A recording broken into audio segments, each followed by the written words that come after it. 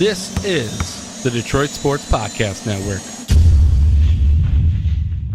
Today's episode of the Motor City Sports Rant is brought to you by The Athletic, premium coverage for passionate Detroit sports fans. Detroit Sports Podcast listeners can get 20% off the first year of an annual subscription by visiting theathletic.com/DSP. That's theathletic.com/DSP to subscribe to a great Detroit sports website.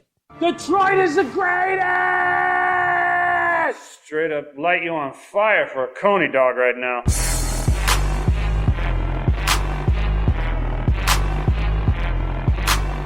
Darren McCarty comes back to Neiman in front of him. McCarty draws. McCarty in. McCarty scores! A magnificent goal! Darren McCarty!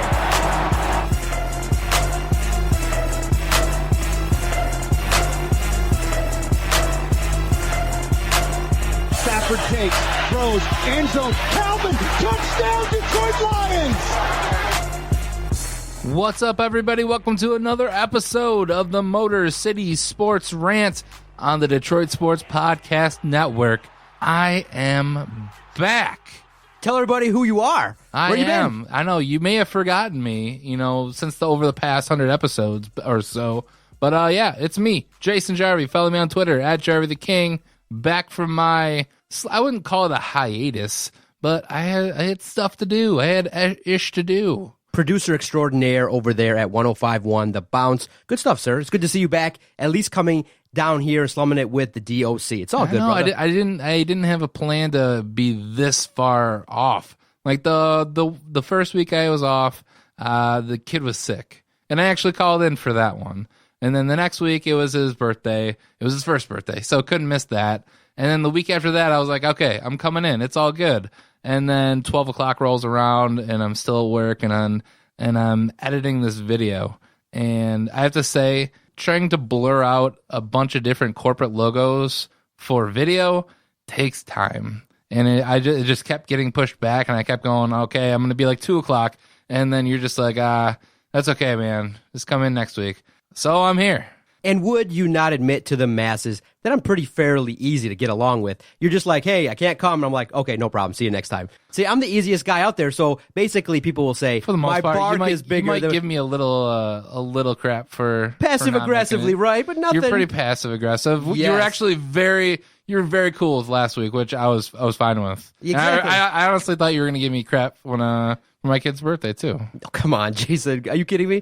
I'm one of those guys that gets a little bit more angrier, on the inside than I would express it on the outside. You're a valued member of the team. And like I said, having you here every week, it really is. I'm lucky that you come here and do this with what you got going on. You could use your time probably a lot wiser than coming in here and shooting the breeze with some idiot who thinks he can broadcast. But I always enjoy your company. And really, I do. I look forward to Mondays when I wake up and I see the schedule. And usually it involves like 5 or 6 clients and then a podcast recording, usually to start off my day. So I'm thankful you're back. Little man's 1 year old. A year has flown by. I can't believe it. You know what? How would you summarize the year? How was the birthday party? Was it cool? Everything worked out? To summarize the year, it went by so fast. It did. It's cliche to say, but it's like I remember it like it was yesterday. Like he was just this little baby in my arms, and he was in the little plastic box in the NICU.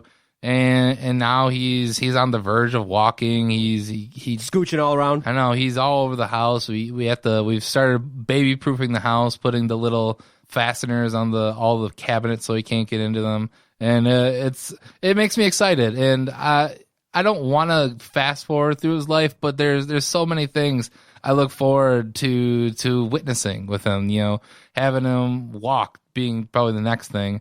And learning words, learning who mommy and who daddy is, and it's going to be a fun time. I'm super excited. Awesome. And so in the world of Detroit sports, man, there's a lot of things going on. A lot happened. Pissed I missed discussing the Super Bowl. Yeah, Super Bowl, new head coach for the Lions. A lot of the organizations are kind of right in there, kind of trying to decide what they want to do with the Wings and the Pistons. Blake Griffin missed that all. Blake Griffin added to the roster, but at the same time, doing the podcast by myself afforded me an opportunity to just spit into the microphone my thoughts, and it does allow me to grow as well as a broadcaster. Just sit here, prepare a little bit of something and just talk to those two posters. And I did, I think, a decent job, but we got to get into what's going on with the Detroit Tigers. I mean, many people are expecting them to lose well over 100 games.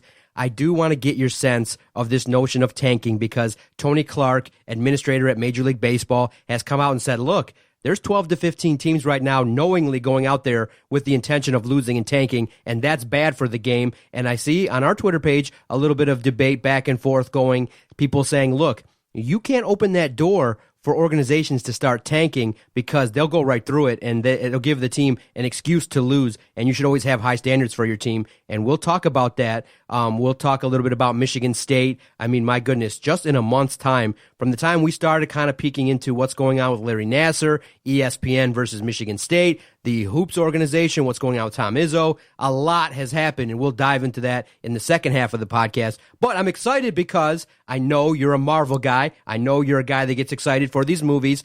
My goodness, $192 million or so opening weekend, massive acclaim. Everybody's talking about it. People are saying, look, Black Panther is an amazing movie. It was something of an experience. People are coming out on our Twitter page saying, look, this movie deserves to win a ton of awards. You went out and seen it, I think, Friday or Saturday. I'm fascinated to get your review. What did you think of Black Panther? Well, first off, I got to say long live Wakanda. Okay. Got to shout it out. But yeah, went to the movie on Friday. It was the day after it came out. So, it was a really good movie. And I'll say this right off the bat, the spoiler warnings, because I won't go delve too much into what actually happened in the movie. But if you want to go in there free without any preconceived notions, then I would maybe fast forward about 5 minutes. But yeah, it was a really good movie. It's a lot of these superhero movies, and really any of these big budget movies like Star Wars and the new Jurassic World coming out. They come out and they have a lot of hype going into the movies. And if you watch all the trailers and read everything online, it almost can spoil the movie for you. And I watched a little bit. I didn't dive super deep into what was going to be going on in the movie, because I like to go in there and be surprised about what's going to happen. And I think this movie definitely lived up to the hype that it got. People are saying the awards. I'm not sure about that. At the end of the day, it's a superhero movie, and it was a fun movie to go see.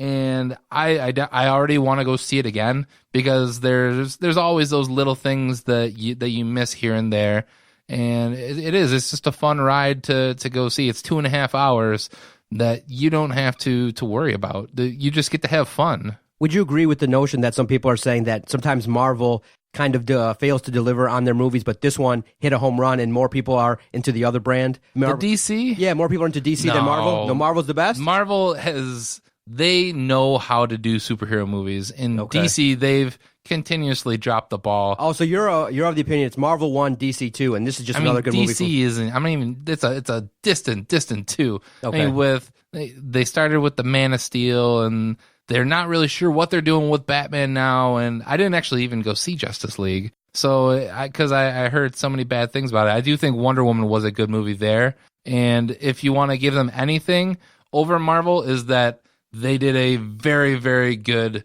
female movie. But you could even make a case that Black Panther, they displayed a ton of strong female characters in this movie with Black Panther. But yeah, it's a really good Marvel. They know how to do superhero movies, and even if they don't have too many duds, I think some of the Thor movies fell flat, the first and second. The third one I thought was really good.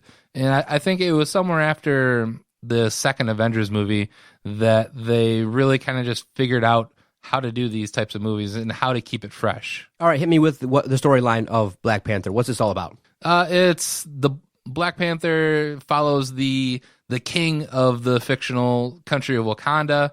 What it is they have the most precious metal on Earth called vibranium. It's what Captain America's shield is made out of. That they've hidden themselves away from the world because they feel that their technology would just do more harm in the real world, that people would use it for bad things. The movie kind of follows him, the main character, T'Challa. He becomes king in his ascension and how he's going to run Wakanda, essentially, at this point. And there's another guy who comes in, who's the protagonist, and he basically he's battling with T'Challa to try and to where they want to take Wakanda and how they should really affect the world going forward. I don't want to give away too many aspects of it, but there's a ton of good action scenes. It's just a good movie. I would totally suggest anyone to go see it. What I will say, and like I said it before, at the end of the day, it is just it's a superhero movie. Have you ever seen? Did you see The Dark Knight Rises? Yes. It's an original story, but it's also feels very, very similar to The Dark Knight Rises. Like you can, and I did this right after that I got out of the movie. I'm like, it feels a lot like it's eerily similar the way that they track this story. Like I can give you the plot points. Like you have a rich, powerful main character who has technology that he's hidden away because he doesn't want somebody to use it for evil, and then they almost kind of fade out of existence. Then they come back, try to start to do something, and then they get beaten by the bad guy. They have to have a come to Jesus moment, and they get better. They get a whole new army, and then they come back and save the day. And it's very similar to the movie. Best part of the movie. Best part of the movie. Probably just the last like fight, the big fight scene at the end. I think you get a little bit of everything. There were some other battle scenes in the movie and some chase scenes that were really cool. But I think if you want to go with one kind of full scene, that the final battle, it's obviously going to be the best. Did you see it in standard definition, or did you go see it in 3D? I went and saw it in standard definition. Okay. Honestly, I don't feel a lot of movies get a lot from 3D. The last movie I saw in 3D was Wonder Woman, and I hated it. I hated being there because like I went and I did the assigned seating, and I didn't want to sit next to anybody. And of course, somebody sat next to me, so I started moving forward, and I ended up sitting way too close to the screen. And the 3D it did nothing for me. So I went and I saw it in standard definition, and I feel like I got as good of a product as probably everybody else who got 3D. I think the only time a 3D movie actually makes any difference is if you're going to see it at like the Henry Ford IMAX, and it's made right for that kind of a theater. Then I think you're going seeing something that's actually special. Something about the movie that could have been improved. The one thing that I'm not sure if they'd actually do it, but the week before the movie came out, Kendrick Lamar, the rapper, he curated his own soundtrack for this movie. So I listened to that all last week, and going into it, I was expecting to hear a ton of these songs in it. You got the standard movie score. So I would love to see a cut of the movie where they used all the tracks that he had on his version of the soundtrack. Review, Black Panther, how many crowns out of 5 would you give it? I give it a 4.5. 4.5. 4.5 just it's a very good movie. I'm not going to make it the best movie ever, though. Okay. Which of the Marvel movies would you rank as number 1 that you just are like, wow, I got to see it a lot, or when it's on, you won't miss it? What's your favorite Marvel movie? I'm going to go, and even though I've only seen it once, I think Captain America Civil War. I think it was essentially an Avengers 3. Like it's coming on the heels of Age of Ultron, Avengers 2. You get the same kind of feel, even though it was a Captain America movie. You got all of those big guys. You had Iron Man. You had guys that you didn't even have in Avengers. You had the Hawk. You had, or not the Hawk, Falcon, Iron Patriot. You had everybody in that movie essentially, and I think it was just as good. I'd give it an edge.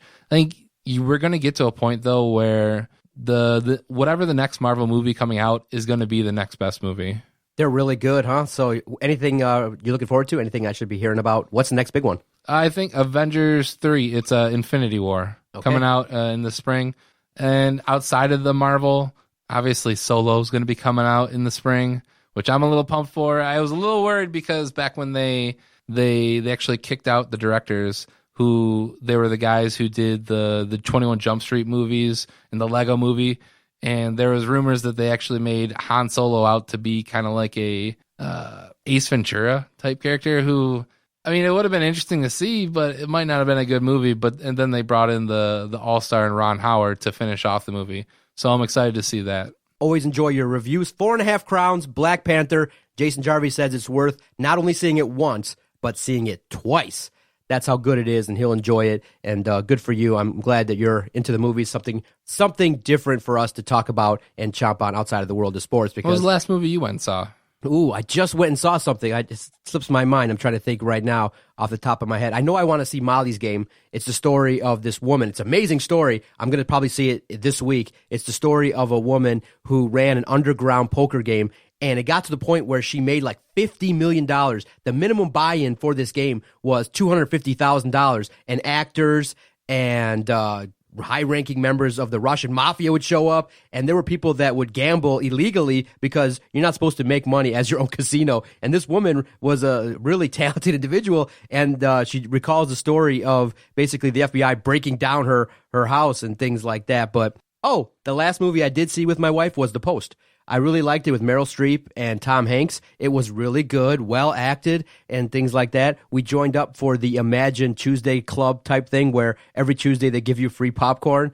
Enjoyed the movie thoroughly. I thought it was really great, really powerful, kind of exposing what newspapers try to do and sometimes the balance of trying to gain influence by being friends with people versus actually reporting. And it's actually really relevant to what we're going to talk about later in the podcast regarding ESPN and Michigan State, because they're clashing, but more and more as we delve into it, it's starting to look like, ESPN's reporting needs a little bit of work in terms of what they tried to do to Michigan State basketball. But I'm definitely a movie guy. Netflix, the next one I did turn in, I don't know if I told you, but I did turn in the movie. I had it for a year, a DVD. I had it for a whole year. I turned it in, and what movie you got now? Why Him? So it's a movie about the one with Bryan Cranston and James Franco. Yes, we're gonna watch it today or tomorrow, and we're trying to do a movie every 10 days or so. I liked it. I think it has a good premise, something funny, and I think next on the queue is Detroit and other type stuff like that. So that's my movie watching habits. I got it. My sister hooked me up with kind of a little bit of a discount on the phone. We got Hulu access now, so checking out some of the streaming services. Not enough yet to get me to cut the cable bill, but it's really good. I can see why people do it now. A lot of TV shows. I'm down with the Hulu.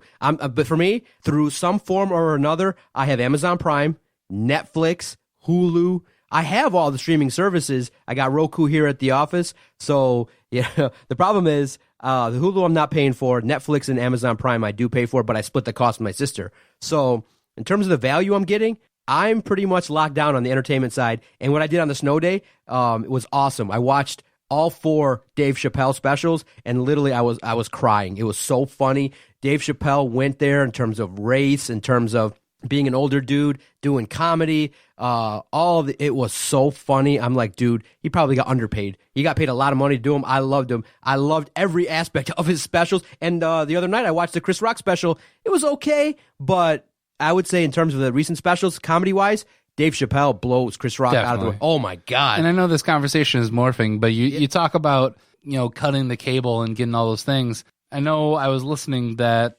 Comcast, during the Olympics, they're trying to play with creating your own viewing list.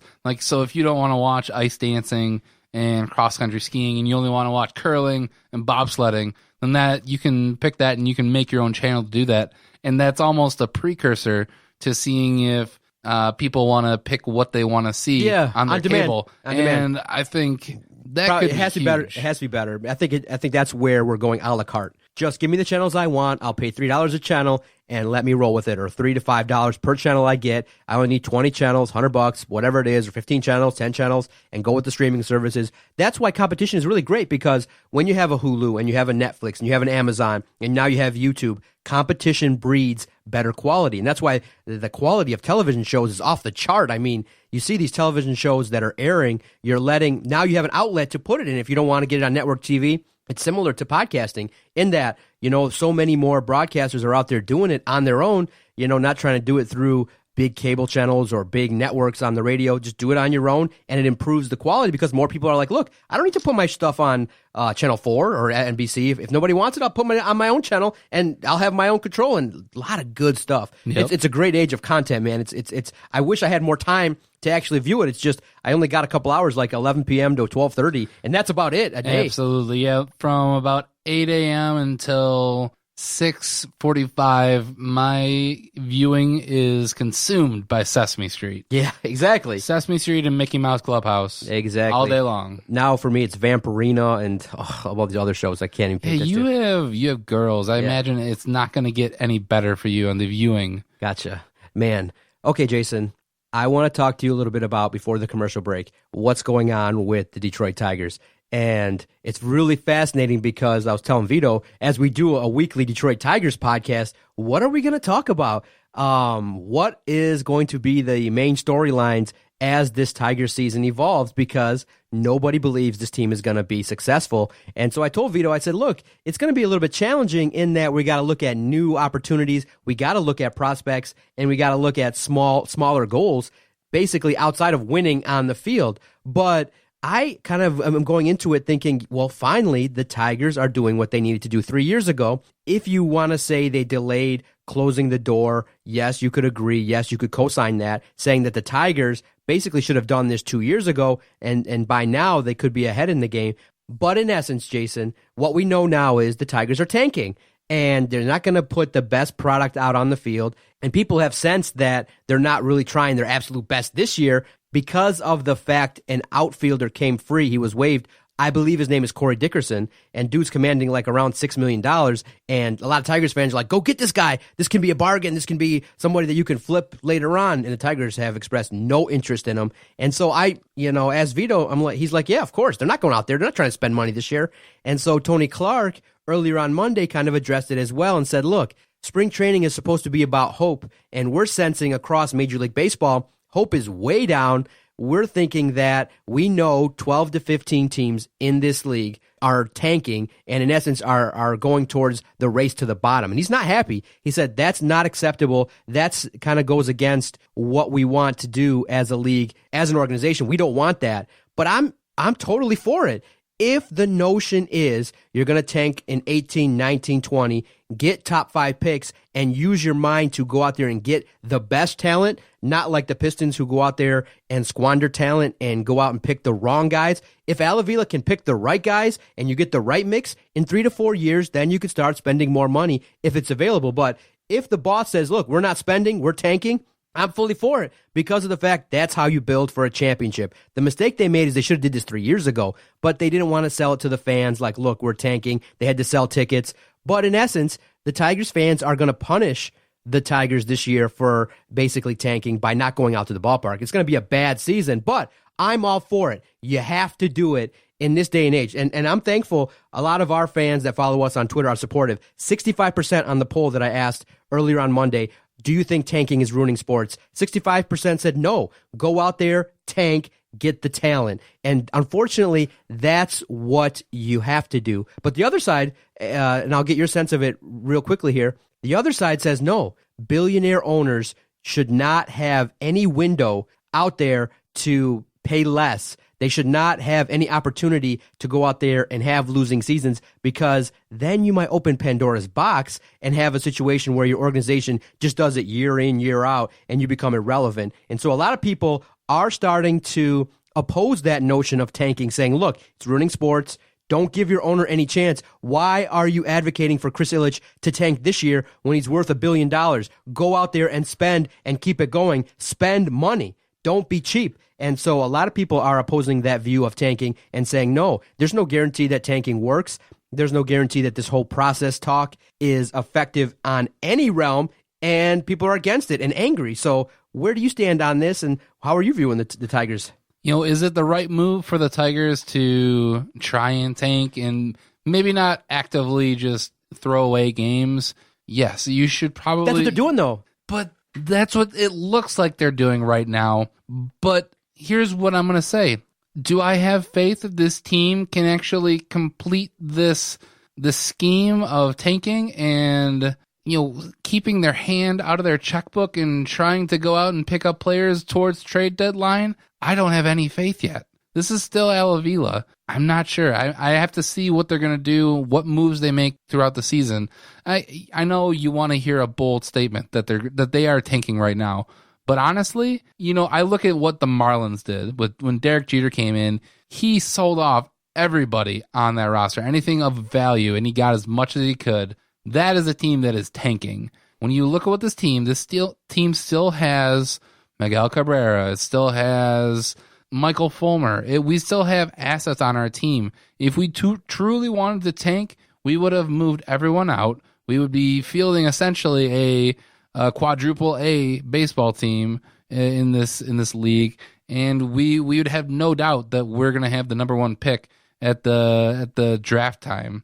So I honestly think that if we somehow get some wins, at the beginning of the season, they may go out and try and pick up some people. And I'm not saying that that's what they should do. I'm just saying that's what I feel. That's what my gut tells me. Your gut says they're trying to enter into it lightly. Once they see opening day probably is not going to be sold out. Once they see the rash of empty seats, that they're going to do this halfway. You don't believe that it's a full? I don't think. I think they're dipping their toe in, and I don't even think they're sitting on the ledge yet. I think they're just dipping their toe. I got to disagree with you a little bit, because you see a notion now. There's a player out there that's some people think is a quality individual in terms of Corey Dickerson, and they're nowhere near close to signing him or interested at all. Yeah, dipping the toe. You're talking about one person. It would be one thing if somebody on the team came out and was like, this season, and he gives some sort of inkling that maybe they're not trying their hardest. You're going off of one free agent possibility. I don't have hope at this point that they're going to do it. They're going to do the right thing. Okay. It sucks. It's another season that we have to go through this. Last season, it's that they should have done it before, and now they're not committing full force. I think I can. Come on. I can change your mind. I do believe that they are tanking. This year is going to be a rough year. The over-under is like 68 wins for the team. I do think that they're going to put out a lot of young talent. They're going to try a lot of different things. There's no pressure. I know that it doesn't look like on the surface they can complete the task of tanking because we haven't seen it. Because we haven't seen it with the Red Wings, Pistons. We haven't seen it with the Tigers in a long time. We haven't seen it, so I know it's harder to believe it. But I do believe that they're going to go through this year and just ride out the talent, and they're not going to make big moves because they could have went out and gotten Hosmer. They could go out there and bring back J.D. Martinez. They are capping the spending. They're trying to cut. And you still hear rumors about guys like Castellanos, guys like Michael Fulmer being on the trading block. So I do believe it's a full rebuild. The first opportunity we're going to get to see how Al Avila does is what he does with the number one pick this year, because the Tigers do own it. And you would kind of suspect that you want to try to get the number one pick again in 2018, 2019. You want to have such a horrible season this year that you get the number one pick or number two pick next year. And so I'm definitely fascinated now to see if they actually go through with it, because you're a little bit skeptical. But I'm here to tell you, Jason, they are tanking, and you're going to see a lot of empty seats. And one other reason, as a fan, I know that people don't want to kind of admit that they're tanking. They don't want to see that. But as a fan, this is a great opportunity to go out to the ballpark, see the Tigers cheap, and kind of see the development. When you don't have winning as the number one goal right now, it makes it a little bit easier as a fan not to have no pressure. Just go out there, see what these two guys are doing, kind of evaluate prospects from the ground up, and see what Gardenhire can do with these young kids, and you could see development. And that's the only goal you have, is to see these guys get a little bit better and to trade off some chips and pieces that you have for more talent. So I think it's great. I think it's the right thing to do. I disagree with those people that say, hey, don't let owners open the window to do this, because the way the way you hold your owner accountable is, hey, if you don't put a winning product on the field, you will have no fans and you'll have no business. So that the Tigers in the next year or two are going to suck, and you hope that with the talent they're bringing in, that in 3 or 4 years, with the likes of the arms that they have, with the drafts that they kind of go through in the next 2 or 3 years, now you can argue, is Al Avila the guy to go out and pick the right talent? You have every right to be skeptical. Everybody that follows us knows we're skeptical that he's going to go out there. But step one now, you do start to see that some of the trades he's made are kind of restocking the talent in the minors, and you got to see how it's going to progress on the Major League diamond. But I do believe, and I'm confident, that this is the right path. I disagree with those that say don't tank, try and win every year, because This is what happens with the Pistons and Red Wings. You get in purgatory where you're the 12th pick every year. You get below average guys, and you see teams like Toronto. You could get better guys, but you don't pick them, Donovan Mitchell. Yeah, when you have the top 10 pick and you go out there and get Stanley Johnson and you butcher your drafts, that's why people are calling for Stan Van Gundy to be broomed aside, because we could have had the 3-point shooting champ and the dunk champ. You could have had a lot more, and it's just we don't. We got Luke Kennard and Stanley Johnson. You got to roll with it, and it's disappointing, and it's fueling a lot of anger in Detroit, no doubt about it. But the Tigers, I believe, right now, as of Monday, I'm on board. I like what they're doing. I think that there's a plan in place. I do understand why some people, though, are against it. Is it wrong that I miss Justin Verlander? Oh, that tweet killed me. Oh my God. Anybody have 35? Anybody got 35? Look, I'm over it. No, he's gone. He's no longer a Tiger. He won a ring with somebody else. He's celebrating. He's now a Houston Astro. He's got, I would say, if you want to argue, he's got more ties to Houston now than he ever did in Detroit. His history is a guy that, came up through the organization, worked his way up, became a really high-quality pitcher, and then he got the payoff with Houston. That's it. It's done. Maybe they bring him back to show respect later on in his career, but he wrote a story with Houston, and it's not his fault. The Tigers traded him, but I don't miss him at all. It's done. Basically, his winning is the signification of the Tigers moving forward. It's done. It's bittersweet because, I think it's good that we're out from under his gigantic contract. It would have gone on. How many more years does he have on that? He had a ton more years on the contract. Right. But it sucks not because he was the one constant. And even though we've criticized him over the past couple of years, it sucks not knowing that you can depend on every 5 games you see JV go out there, good or bad. Yeah. So what are your expectations this year? How are you going to experience baseball? I know you're not the biggest baseball fan peeking into the Tigers, but how are you going to experience it this year? It'll really depend on.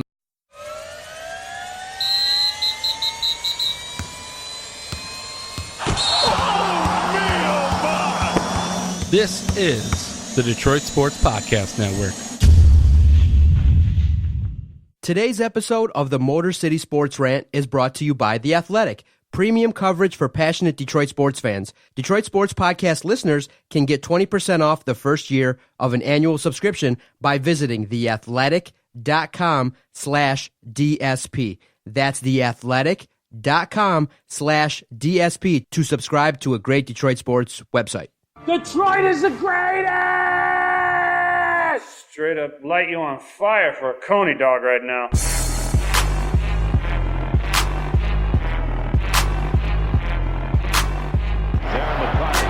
Back with Neiman in front of him. McCarty draws. McCarty in. McCarty scores! He makes it go! Darren McCarty!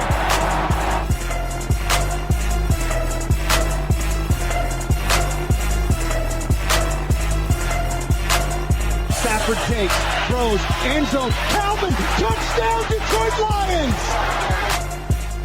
What's up, everybody? Welcome to another episode of the Motor City Sports Rant on the Detroit Sports Podcast Network. I am back. Tell everybody who you are. I Where you am. been? I know you may have forgotten me, since over the past 100 episodes or so. But it's me, Jason Jarvie. Follow me on Twitter at Jarvie the King. Back from my, I wouldn't call it a hiatus, but I had stuff to do. I had ish to do. Producer extraordinaire over there at 105.1 The Bounce. Good stuff, sir. It's good to see you back, at least coming down here and slumming it with the DOC. It's all good, brother. I didn't have a plan to be this far off. Like the first week I was off, the kid was sick, and I actually called in for that one. And then the next week it was his birthday. It was his first birthday, so couldn't miss that. And then the week after that, I was like, okay, I'm coming in. It's all good. And then 12 o'clock rolls around, and I'm still at work, and I'm editing this video. And I have to say, trying to blur out a bunch of different corporate logos for video takes time. And it just kept getting pushed back, and I kept going, okay, I'm going to be like 2 o'clock. And then you're just like, that's okay, man. Just come in next week. So I'm here. And would you not admit to the masses then I'm pretty fairly easy to get along with. You're just like, hey, I can't come. And I'm like, okay, no problem. See you next time. See, I'm the easiest guy out there. So basically people will say, For the most my part, bark is bigger you might than give me a little crap for passive for not aggressively, making it. right? But nothing. You're pretty passive aggressive. You were Yes. actually you were very cool with last week, which I was fine with. And Exactly. I honestly thought you were going to give me crap when for my kid's birthday too. Oh, come on, Jason. Are you kidding me? I'm one of those guys that gets a little bit more angrier, on the inside than I would express it on the outside. You're a valued member of the team. And like I said, having you here every week, it really is. I'm lucky that you come here and do this with what you got going on. You could use your time probably a lot wiser than coming in here and shooting the breeze with some idiot who thinks he can broadcast. But I always enjoy your company. And really, I do. I look forward to Mondays when I wake up and I see the schedule. And usually it'll involve like 5 or 6 clients and then a podcast recording, usually to start off my day. So I'm thankful you're back. Little man's 1 year old. A year has flown by. I can't believe it. You know what? How would you summarize the year? How was the birthday party? Was it cool? Everything worked out? Man, to summarize the year, it went by so fast. It did. It's cliche to say, but it's like So there was pushback, starting with radio hosts, journalists who have come out and said, okay, we understand your questions. We understand what you're doing. Show us the facts. And ESPN hasn't really come to the table with a lot of facts regarding their allegations that Tom Izzo and Mark D'Antonio basically side-skirted or did not properly handle allegations of sexual abuse. And so now, Michigan State has kind of come out and had some pushback and said, look, some of these reports from Paula Levine and ESPN and Outside the Lines, they're a little bit erroneous, they're a little bit sensationalized, and ESPN's like, okay, you know what, we stand by our reporting, but now what we're going to do is we're going to start naming names of some people who have yet to be, charged. We're going to name names of people who have been accused of these things, and that's a big no-no. And what's going on now is really fascinating as an outsider, because I'm a purveyor of media. I like to see how journalism works. I like to see, that's why I got you and Adam and Vito, who have been trained broadcasters, trained journalists, who can kind of give me a sense of what's right and what's wrong.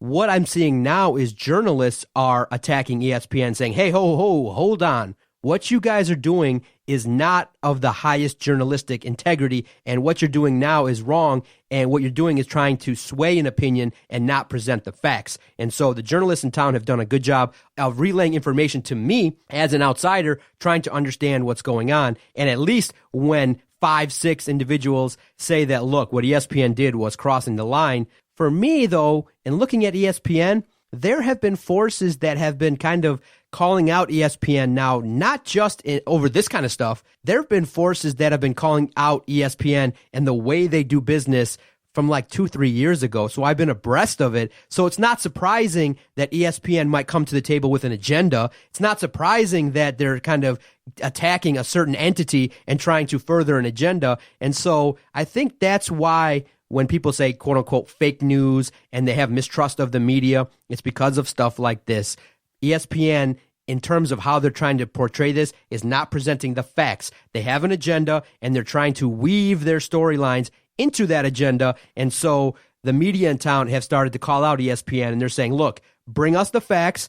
And by this, ESPN versus MSU, it's kind of taken away from all the questions that people have, in that, yeah, Michigan State should be investigated. We need to have some serious questions regarding how Tom Izzo and Mark D'Antonio handle these things. But in the age of 24-hour news, we got to get the soundbite now. We got to get the clicks now. We got to get the news cycle going every single day. They did this as a way of getting attention, as opposed to as a way of getting facts, because of the fact they don't have the time to do it. And so I sit here, I feel well aware of what's going on. I see what's going on. I'm thankful I have journalists who are around me who kind of keep me posted.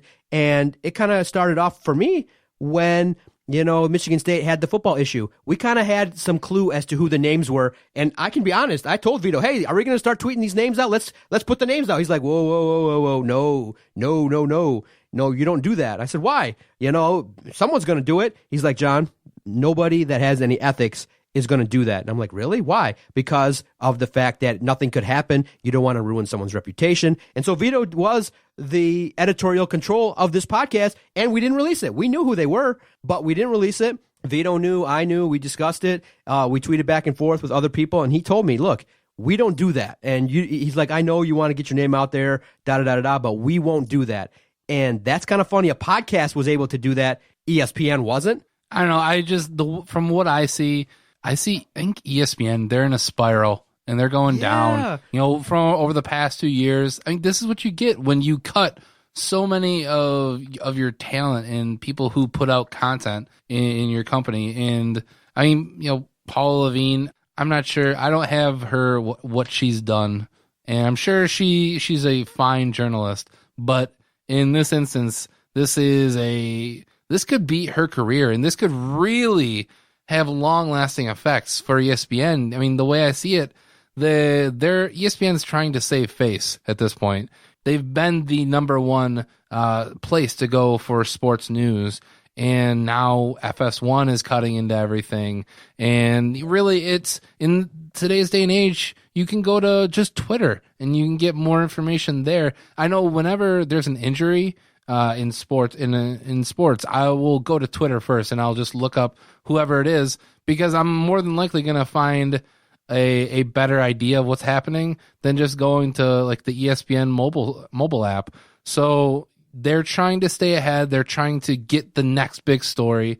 I get it when the story actually has legs. When they covered the Baylor story and that whole scandal and everything that went down there, when everything happened at Penn State, that was huge. And to an extent, yeah, Larry Nassar was awful. This is a horrible tragedy. But it's almost like they're trying to capitalize off of all that coverage they had on the Nassar case and trying to follow that up with going after something that they don't have all the answers for. Trying to go after Mark D'Antonio and Tom Izzo off of, you don't even have police reports on some of these things. So this could be really bad for ESPN. Yeah, I think so too. I think that it hurts the credibility of an organization when you try and set forth an agenda. That's not your job. But here's the thing, though. If you just start to maybe put yourself in the position of ESPN, maybe they say, look, in this day and age, what really is journalistic integrity? That business is failing. Newspapers are going out of business left and right. Quality journalism doesn't sell. So I do believe, and I think, you know what? I can understand it, being that I'm always looking for attention, trying to market, the podcast, getting our name out there, that sometimes I don't really care what the rules are. And so, I mean, let me put it differently. Sometimes I don't want to care what the rules are. I still follow them at this point because we've grown a following, but there are times where the goal is get attention. Okay, that's the goal. To get attention, make some money, and do the best broadcast. It's kind of the order I go in. Others disagree. Hey, let's talk about Hire Best Kid. Yeah, exactly. Others disagree. Others may say, look, it's got to be about broadcast quality first. It's about to be about integrity.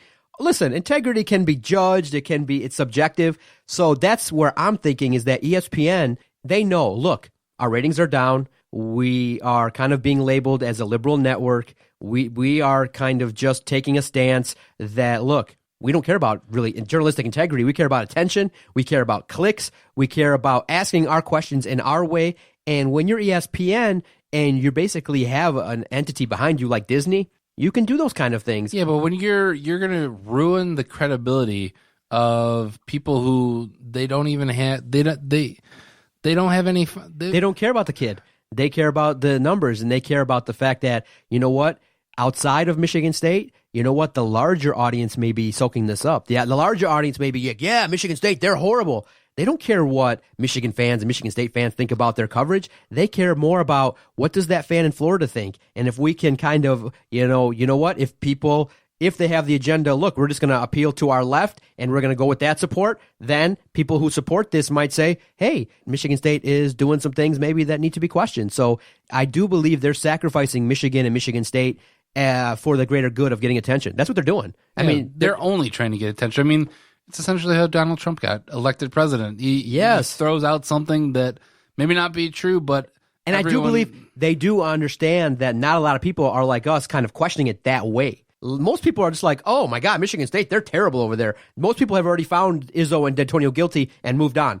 They've lumped Michigan State with Baylor, with Penn State. Oh, that organization's terrible. Let's move on. And in no way are we lessening what happened at Michigan State. No, with the question Larry needs to be Nassar. asked, right? The question needs But to be asked. the thing is you're now lumping in other people with there that have no affiliation with that. Right, and I think you and I have talked about it, or I've said it here. The question needs to be asked in this way. Are Tom Izzo and Mark D'Antonio bringing in too many guys with question marks? That's the question. And so many people on the other side will say, you know what?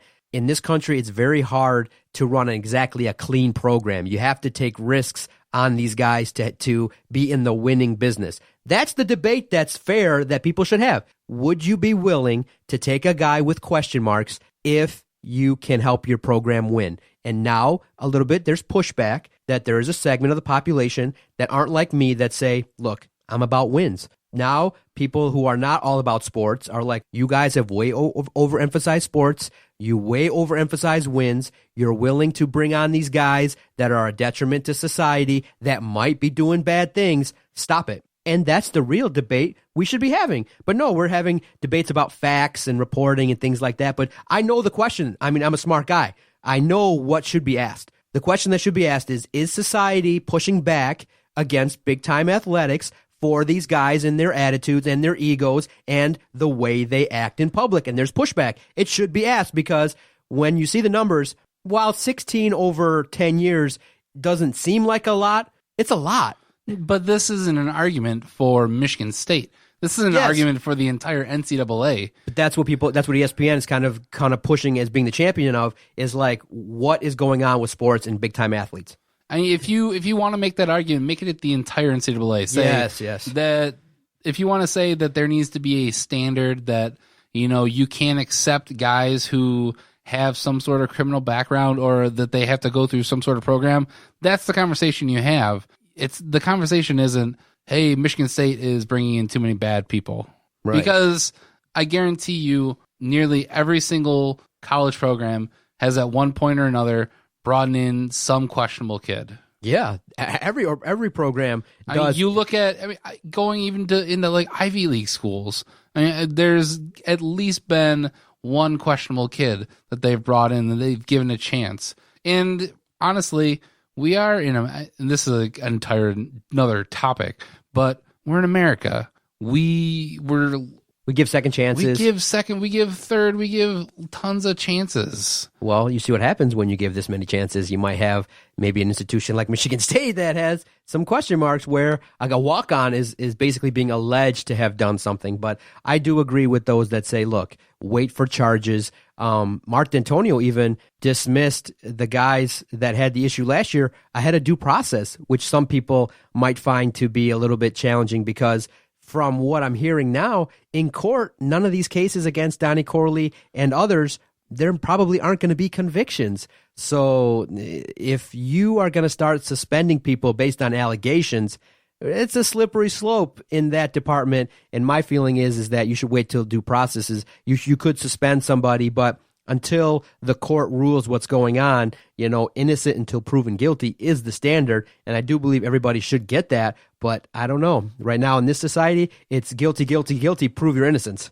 Right? Are you saying it that way? Outside of just sports, it is. I have seen, and I'm not saying not making excuses for any of these people, if they have done these things, but we've seen throughout sports and entertainment that it truly is, once any type of allegation comes on, it's a black mark on you. Do you see ESPN continuing to rail on Michigan State? Because you do get a sense of a little bit of vindictiveness because Michigan State sued ESPN. A lot of the information that ESPN has requested has been redacted or heavily covered up. So you do get a little bit of sense of like, hey, it's ESPN versus Michigan State. You see it playing out a little bit more like that, or you see at some point. I feel like at some point there's going to be a breaking point. And ESPN is going to have to issue some sort of apology. You think that's how it's going to play out? It has to. I think either it's got to come from the journalist or just from the company as a whole.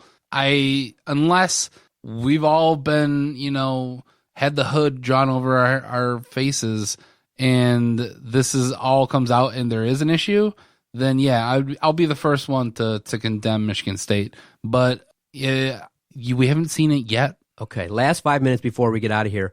Michigan actually helped Michigan State. Michigan State, number 2 ranked in the country, college hoops. Michigan went out and defeated Ohio State at home Thank you very much, Wolverines. You helped us out. Michigan State now has won a bunch of games in a row. They're playing really well. Epic comeback on the road versus Northwestern. Dude, looking like they're playing really well. And when they came back versus Northwestern, it was on the back of not Miles Bridges. It was on the back of Cassius Winston. If he balls you have out to come back from so much, are you really playing that well? But Northwestern is not a bum team. On the road in the Big Ten, I'm watching college basketball more closely in the last 2 years. Playing on the road is a different animal. These teams ball out for their fans. Just in watching Oakland, the success that they've had on the road is really, really awesome because not a lot of teams go on the road and win. It's really hard because you're playing in front of your fans. You get a lot of calls your way. And the Big Ten, you got to remember, Northwestern's coach is not a bum. They got a good coach who's been around winning organizations. So Northwestern is a decent team, but Michigan State, when you see the way they came back, they were making threes left and right, and they locked down on defense. They play like that, they're going to be a tough out. But that's what makes college basketball fun, is similar to Michigan. You don't know which team's showing up. Is it going to be the Michigan State that was victorious the last 2-3 weeks, or is the Michigan State that struggled versus Michigan? And that's the beauty of college athletes from 18 to 22 is, yeah, Michigan State's highly ranked, only 3 losses, but don't be surprised if they have a bad shooting night and they got to rely on some defense and crazy ways of winning. That's what makes college basketball fun. But right now, being a Hoops fan and being a Michigan State supporter, it's looking really good. Michigan State could get that number 1 seed. They're probably going to win the Big Ten regular season title. It's looking good right now, middle of February. Yes, sir. Yeah, I don't know. You're not feeling the love? You're not excited? 26-3. Too many times I've seen them have to come back from behind. Are you a wait till March guy? No, I'm not I'm not wait till March. I am skeptical. I'm very, very skeptical of this team and what they can do. They can do a lot, Jason. Miles Bridges, Cassius Winston, Jaren Jackson, defense galore. And then they can go out and run into a team like Middle Tennessee State, and we're out of the effing first round of the tournament. Oh, Jason, I'm telling you, buy in. This is a Final Four team. Buy in, at least Elite Eight. Buy in. That's what I'd say. I think they should have enough to get at least to the Elite Eight. I think anything after that, you're looking at gravy. You need a good seed. You need to continue this. You need probably to earn the number 1 seed. From what I've read, is they probably got to beat Purdue in the Big Ten tournament. They got to do some things. They got to get that number 1 seed, have an easier path, and try your best. I do believe minimum they're the top 8 team in the country. I think Elite Eight, buy in. It's going to be a fun time. It's the time, baby. It's now, maybe for you, now having talked to me, it's time to buy in. It's time. This is a team that's playing really well. This is what we talked about when you're the crazy super fan. Buy in. I'm telling you, buy in, because even though the disappointment might be greater, I think your excitement is going to be paid off. This is a team that could win the Big Ten tournament. This is a team that's going to win a lot because they're peaking at the right time. They know it's go time. They know. Look, this is what, and Adam has convinced me, this is what he does. He grinds his team to the point where they know what it's like to play a lot of games in a short amount of time. They're getting better. They're going to rebound. They're going to play well. And when you get in that one and done scenario, you know it's time to go. And when you got Miles Bridges and Jaren Jackson, you got talent. I hate that the team is going to come down to how much success they have is going to come down to Cassius Winston, but I think he's going to deliver. I think this team has something, and you never know too, Jason, because maybe, I'd hate to look at it this way, but my psychological spidey senses are up. Us against the world. They're seeing what ESPN's doing to their coach. They're seeing what the world is doing to their coach, and they're like, you know what? Hell no, you don't do that to our coach. They may be having that little bit of extra edge that you need to get over the hump by playing for Tom Izzo. You're going to disrespect our boss. You're going to disrespect Tom Izzo, who's done so much for so many people, who's been the leader of men for so long. You're going to try to sully his name? Oh, hell no. We're going to ball out, and that might be just the extra thing that's needed from a team to get them over the hump. You want to disrespect Tom Izzo? We're going to show you. We're going to ball out, and we're going to have a deep run. Are they the best team in college basketball? No, there's some really good teams.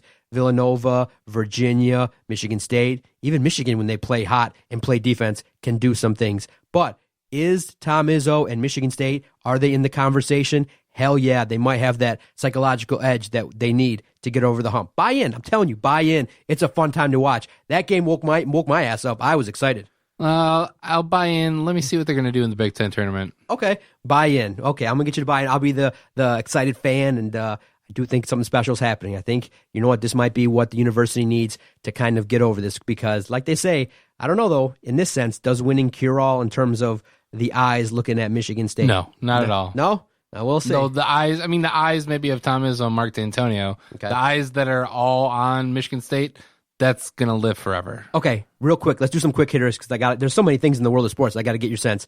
Fergie's national anthem. Did you find that thing? Is that horrible? Oh, it was so bad. It was horrible, right? It was awful. I'm not sure if you've seen the bad lip reading of yeah. Beyonce singing the national anthem. Right. It's so bad that it actually sounds like the bad lip reading of Beyonce singing. NBA All-Star Weekend. Did you partake at all? Did you watch anything? Did you? No, I watched like maybe 5 minutes of the third quarter of the game, and that was mainly because I just wanted to see what the score was and how ridiculous it was.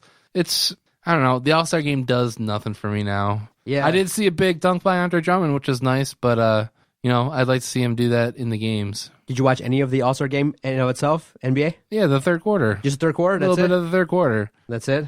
I watched all the dunks. I'm a kid at heart. I think that I went online and I checked out all the dunks. And honestly, I actually wouldn't have minded tuning in for that because it looked like there was actually a little bit more buzz there. Olympics, thumbs up, thumbs down. You peeking in at all? Any thumbs down? Nothing, huh? Not even snowboarding, curling. I wish I could get into it. I think I'll watch some curling, but I think with the NHL not competing this year, it definitely throws a huge damper on the entire Olympics.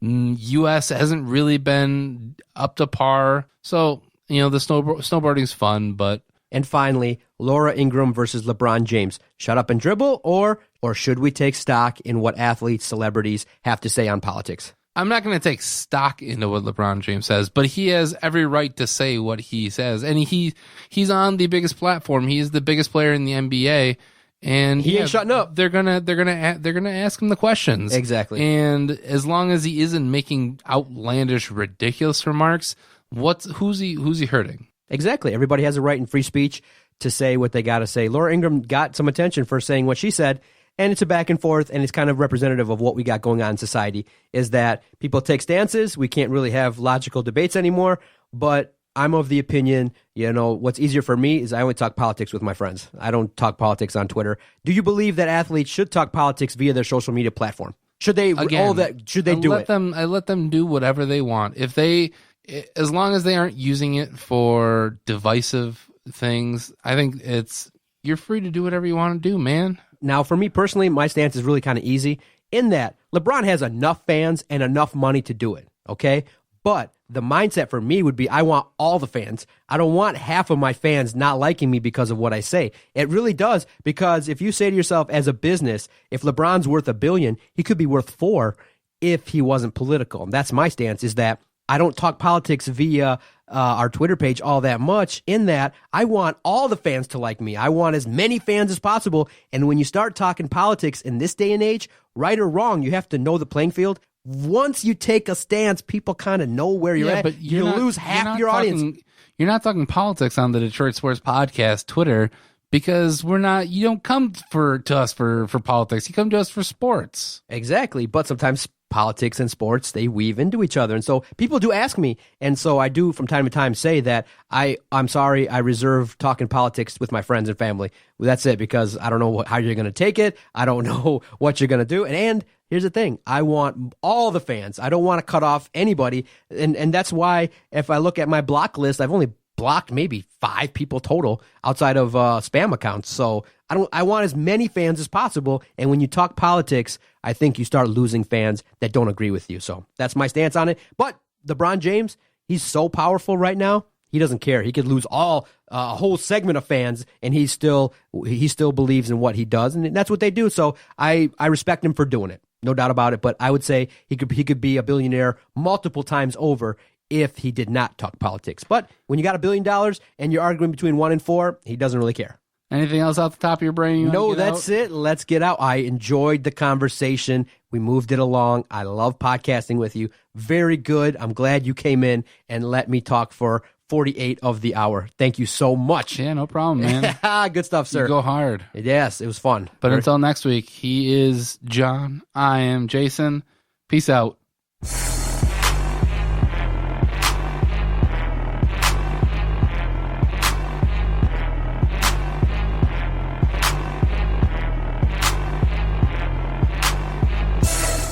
nice, idiot. F you. Bye-bye.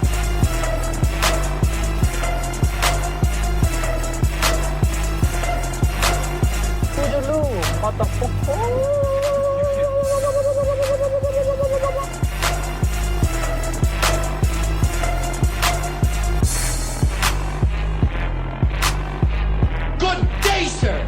I said good day.